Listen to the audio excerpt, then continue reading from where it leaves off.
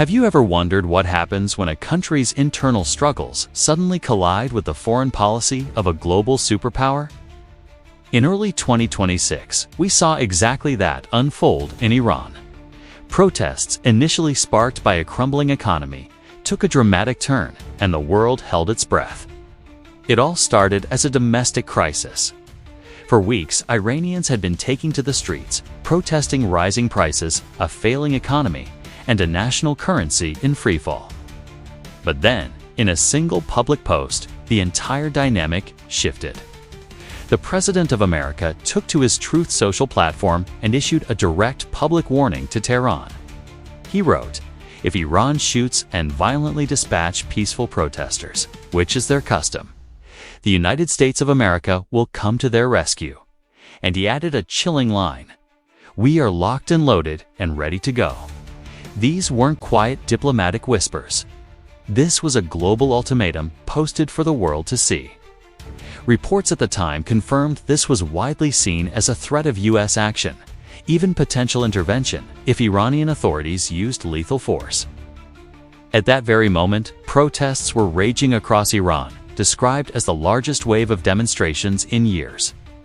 What began as an economic outcry had just escalated into a high-stakes international confrontation, testing the very limits of diplomacy. To truly grasp the weight of this warning, we have to understand what was happening inside Iran. The protests that began in late 2025 weren't random. They were born from severe economic pain. International reports painted a grim picture. Steep inflation was making daily life unaffordable. The Iranian rial was losing value dramatically, and unemployment, especially among young people, was soaring. Many Iranians felt their futures were shrinking and that the government's economic policies had completely failed them. The protests started in places like Tehran's Grand Bazaar, with shopkeepers closing their doors to march against the collapsing currency. Soon, the movement spread like wildfire to cities all over the country: Tehran, Isfahan, Yazd, Mashhad, Hamadan. What was remarkable was the diversity of the people involved. It wasn't just activists or students, it was ordinary citizens from all walks of life. And their slogans began to change, moving from economic demands to calls for political change, suggesting a deeper dissatisfaction with the entire system. This was the volatile backdrop for America's sudden, dramatic entrance onto the stage. Amidst this turmoil, the American president's message landed like a bombshell. His warning that the U.S. would intervene if protesters were violently suppressed was unusually blunt. And that phrase, "locked and loaded," is language straight from the military playbook, not the world of diplomacy. It sent a clear signal. The U.S. was prepared for armed action if a red line was crossed. This came as reports were already emerging of at least 7 people killed in clashes with security forces and hundreds more arrested. Public threats like this from a U.S. president are rare. Normally, such warnings are veiled in cautious diplomatic language. This marked a significant and potentially dangerous shift in policy. Iran's leadership didn't waste a second in firing back. One of the most prominent responses came from Ali Larijani, the Secretary of Iran's Supreme National Security Council. He took to social media to directly challenge the President of America, framing the warning as foreign interference. He wrote that U.S. meddling would destabilize the entire region and destroy America's interests. Larijani was drawing a line in the sand, separating what he called the position of ordinary protesters from the actions of external forces. The message was clear: U.S. involvement would bring chaos, not stability. Other Iranian officials echoed this sentiment, warning the U.S. not to cross a red line of national security. Tehran was sending a unified message of defiance. Iran would not tolerate foreign powers dictating its internal affairs. But Iran's response wasn't just on social media. They quickly took the fight to the diplomatic stage. Iran's ambassador to the United Nations, Amir Saeed Iravani, sent a formal letter to the UN Secretary-General and the Security Council. In it, he called on all member states to unequivocally and firmly condemn what Tehran called unlawful threats from the American president. He argued that the warning violated the UN Charter and international law. Iravani accused the US of trying to incite, encourage, or legitimize internal unrest as a pretext for external pressure or military intervention, calling it a gross violation of Iran's sovereignty. The letter concluded with a stark warning. The United States of America bears full responsibility for any consequences arising from these illegal threats. By going to the UN, Iran aimed to frame this not as a bilateral dispute, but as a threat to the international order, hoping to rally other nations to its side. However, behind this united front against the US, the picture inside Iran was more complex. Not everyone in the leadership was singing the same tune. While hardliners like Larijani projected strength and defiance, more moderate voices acknowledged the government's own failings. The Iranian president, Masoud Pezeshkian, publicly admitted that many of the protesters' complaints were legitimate and rooted in poor economic management, not foreign meddling. He made a clear distinction between internal economic grievances and external political pressures. His comments showed that some within the government knew the unrest was driven by genuine hardship. This internal division revealed a critical truth. While Tehran stood strong against foreign threats, there was deep disagreement on how to solve the problems that started the protests in the first place. Warnings like the one from the President of America are never just words. They are powerful geopolitical signals. While some Americans might have seen it as a sign of support for the Iranian people, Iran's leadership saw it very differently. To them, it was an attempt at foreign intervention, a challenge to their national sovereignty, and a potential justification for an even harsher crackdown on protesters. Iranian officials warned that any intervention could ignite the entire Middle East, putting American interests and regional stability at risk. The implication was terrifyingly clear. A domestic crisis could easily spiral into a devastating regional conflict. And while politicians and diplomats traded threats, ordinary Iranians were caught in the middle, facing the brutal realities of the situation. International media and human rights groups reported that protests were being met with force. At least 7 people were reported killed and dozens detained in clashes across the country. These numbers represent a real human cost families mourning, communities shaken by violence, and an entire population living in fear and uncertainty. For millions of Iranians, this wasn't about geopolitics. It was a desperate struggle for survival, for dignity, and for the hope of a better future. So, where did this leave us? By the time the world was debating the President of America's post, Iran was at a critical crossroads. On one side, you had a powerful grassroots movement driven by real economic pain.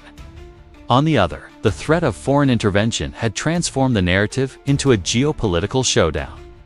Iran's leadership responded with fierce denunciations, diplomatic maneuvers at the UN, and warnings of regional chaos.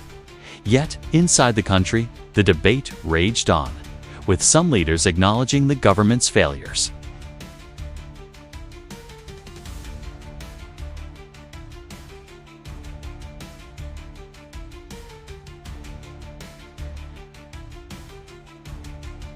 The President of America's warning was a pivotal moment. It shifted the world's focus from domestic unrest to international conflict. It forced Iran to respond on a global stage and expose the deep divisions within its own leadership. And it left us all with burning questions. Iran's leaders didn't just talk to their own people, they sent a clear message to the whole world. After the American president said he was ready to act if peaceful protesters were harmed, Iranian officials fired back. Iran's ambassador to the United Nations, Amir Said Iravani, wrote a letter to the UN Security Council. He called the American leader's comments reckless and interventionist and a direct threat to a sovereign nation. He argued this was a violation of international law and a major concern for global diplomacy. Iravani stressed that these statements weren't just meddling in Iran's business. They could ignite tensions across an already unstable Middle East. Iran's foreign ministry also put out a statement condemning the comments. They warned that any outside interference would be met with a swift, decisive, and comprehensive response. Essentially, Tehran framed this not just as a protest, but as a major standoff between two very different ideas about what it means to be a country and how nations should interact. To really get why Iran reacted this way, you need to understand its political system. Iran is a theocracy, where religious and political power are woven together. The supreme leader, Ayatollah Ali Khamenei, has the final say on everything military politics, you name it. Below him, you have elected officials like the president, who handles the day-to-day running of the country. Then, there are powerful groups like the Islamic Revolutionary Guard Corps, or IRGC, which has huge sway over security and keeping order. For these institutions, national security and keeping the regime stable are top priorities. So when they see what looks like foreign meddling, they tend to react strongly. During these protests, the leadership was juggling two massive challenges at once. First, dealing with a crippling economic crisis and the protesters' demands. And second, managing the global reaction to how they handled it all. This created a lot of tension inside the government itself, and not everyone in the Iranian leadership was singing from the same hymn sheet. Some officials took a hard line against any foreign involvement. Ali Larijani, a senior advisor, warned that external meddling would cause chaos throughout the entire region, even hurting American interests. Another official, Ali Shamkhani, said any threat to Iran's security would be met with a regret-inducing response. But at the same time, Iran's president, Masoud Pezeshkian, tried a softer approach. He admitted that economic pressures were hitting people hard and said it was important to listen to their concerns, even while security forces were keeping a close eye on the protests. This contrast shows there was a complex debate happening behind closed doors. Some were focused on pushing back against the world, while others knew that real economic pain was fueling the public's anger and something had to be done about it. So, what was this economic crisis all about? The discontent in Iran has been boiling for a while, largely because the economy is in a nosedive. International sanctions have cut Iran off from global markets and investment. The national currency, the rial, has plummeted to record lows, making everything imported insanely expensive and shrinking people's real incomes. Inflation has skyrocketed, so basic necessities like food and fuel cost way more than they did just a few months ago. On top of that, there are energy shortages, leading to rolling blackouts and water scarcity that affect everyone. For ordinary Iranians, this isn't just a headline, it's their daily reality. Shopkeepers watch their customers vanish. Young people struggle to find jobs and afford rent. Families couldn't keep up with the rising cost of food. This deep economic hardship, mixed with a long-standing mistrust of how the government has handled its priorities, turned what started as economic protests into something much bigger, a direct challenge to the political leadership itself. At first, the demonstrations were all about inflation and the crashing currency. But as they spread from city to city, the chants changed. People weren't just shouting about the economy anymore. They started criticizing the clerical leadership and the entire system of government. At some rallies, you could hear people calling for a completely different system and targeting the highest levels of power with their slogans. This shift is huge. When protests go from demanding better economic conditions to questioning who should be in charge, it becomes a much more complicated problem for the government to solve. You can't just tweak a policy here or there to fix it. It shows that people's frustration ran deep. It's touching on long-standing issues like perceived corruption, mismanagement, and how the nation's wealth is being used. In response, Iranian authorities used a mix of tactics to control the situation. They deployed security forces in major cities, restricted internet access in some areas to disrupt communication, and sometimes closed businesses and universities to prevent large gatherings. Justice officials made public statements, warning of a decisive response if protests threatened to destabilize the country. But it wasn't all stick and no carrot. Some government representatives also said they were willing to talk with protest leaders, acknowledging that the economic crisis was the root cause of the anger. This dual approach, using security forces while offering a limited form of dialogue, shows a regime trying to walk a tightrope, tempting to assert its authority while dealing with intense public pressure. And the world was watching. While the main standoff was between Iran and the United States, other countries were paying close attention. Regional powers in the Middle East were trying to figure out how this unrest might affect their own security, alliances, and ongoing negotiations. Other nations worried that one wrong move could turn these local protests into a major international crisis, with ripple effects on global markets and energy supplies. The international media also jumped on the story, highlighting that this was one of the biggest waves of unrest in Iran in years. All this global attention was a double-edged sword. It gave the protesters a bigger voice, but it also put Iran's government under a microscope, with everyone watching how it would choose to respond, both at home and on the world stage. So, where does Iran go from here? There are a few potential paths. First, negotiation and economic reform. Some Iranian officials have hinted they're listening and might make economic changes to ease the cost of living and stabilize the currency. This would tackle the root cause of the protests. Another path is a security crackdown.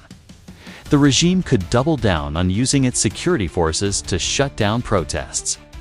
This might work in the short term, but it could also create even more resentment if people's underlying problems aren't solved. A third option is diplomatic engagement. International groups like the United Nations could push for dialogue between the government and its people, to encouraging a peaceful resolution. And finally, Iran's actions will definitely affect its relationships with its neighbors and other world powers, especially if foreign leaders keep commenting on the situation. The path Iran chooses will shape its future. Amidst all this high-stakes politics and diplomacy, it's crucial to remember what's at the heart of these protests: people's lives. It's about the cost of bread, the ability to provide for a family, and the hope for a better, more stable future. This story is far from over. In our next video, we'll dive deeper into what could happen next. We'll look at potential economic scenarios, how regional powers might get involved, and the long-term implications for Iran. This isn't just a story about leaders and governments. It's the story of a nation at a crossroads, searching for a way forward. Have you ever wondered what happens when a nation's people rise up, not just for political change, but for their very economic survival? Today, we're taking a deep dive into the complex situation unfolding in Iran, a story of protest, power, and the delicate balance a government must strike to maintain control. Iran's leadership is walking a tightrope. At the top, the supreme leader holds the final say on all major security and foreign policy decisions. Beneath him, the president and his cabinet manage the day-to-day running of the country, from economic policies to public messaging. This layered structure allows the regime to tackle challenges on multiple fronts. While security forces manage protests on the streets, the government can publicly talk about dialogue or economic adjustments. Analysts see this as a long-standing strategy: keep the regime stable while addressing just enough of the public's grievances to maintain legitimacy. It's a calculated dance between control and concession.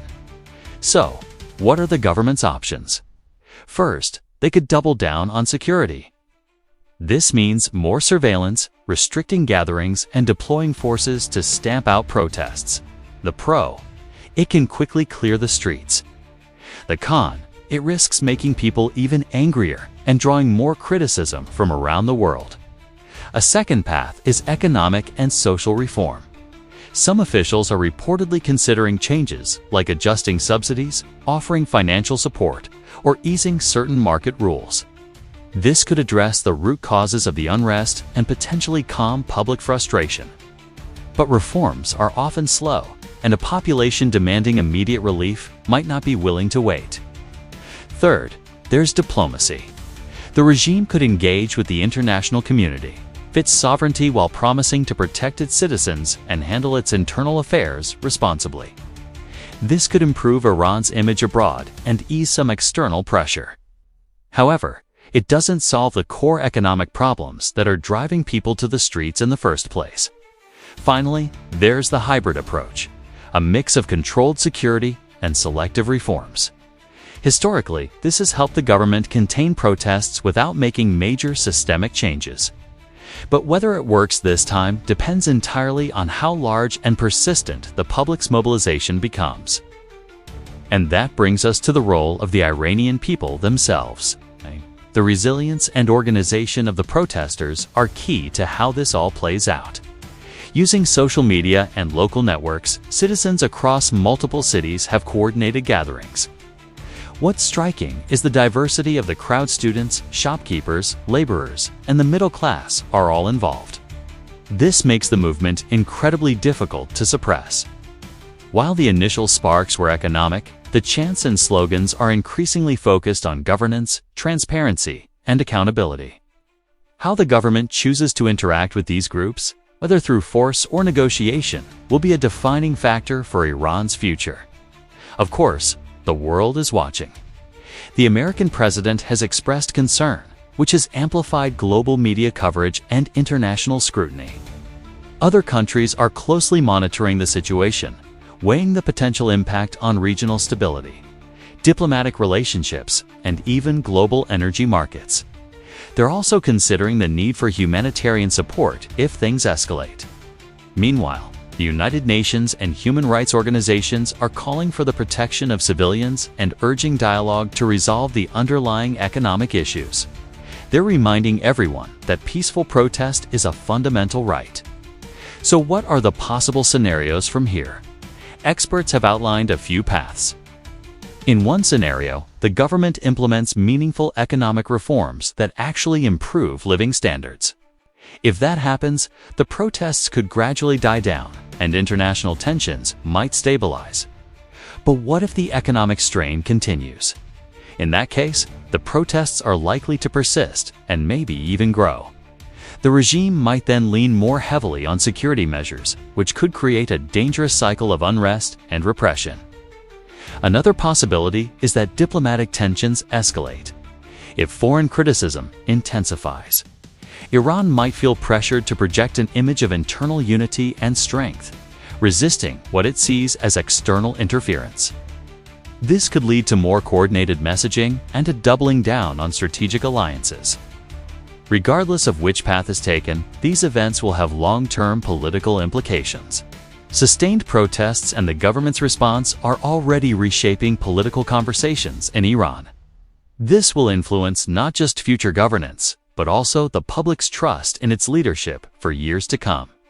Beyond the high-level politics and economics, it's crucial to remember the human and social impact. These protests have real-world consequences for ordinary Iranian citizens. Families are grappling with uncertainty, dealing with inflation, supply shortages, and the constant risk of unrest in their communities. Young people, in particular, are feeling the squeeze.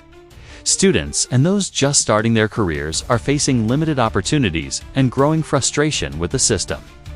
This creates a tense social environment where people must constantly weigh their desire to participate against their personal safety. The human story is at the heart of all this. While leaders negotiate, ordinary citizens are living the day-to-day reality of these immense pressures. So, what are the ultimate outcomes? Experts agree it all hinges on a few key factors. First, how responsive will the government be to the economic demands of its people? Second, can the protesters maintain their unity and momentum without things turning violent? Third, how will Iran engage with foreign powers? And finally, how will regional and global attention be managed to avoid miscalculation or escalation? Every decision made, whether by the Iranian regime or by international actors, will have long-lasting consequences for regional security, economic stability, and the daily lives of millions. The story of Iran's protests is not just about political statements or global posturing. It's about a people demanding better economic and social conditions. It's about a government navigating immense internal pressures while trying to maintain its authority. This complex interplay between domestic unrest and international commentary highlights the delicate balance between national sovereignty, human rights, and geopolitical influence. As events continue to unfold, one thing is clear: the decisions made today by leaders, the resilience of the population, and the actions of the global community will together shape the future of Iran. Thanks for watching. If you found this analysis insightful, be sure to like this video and subscribe to our channel for more deep dives into global events.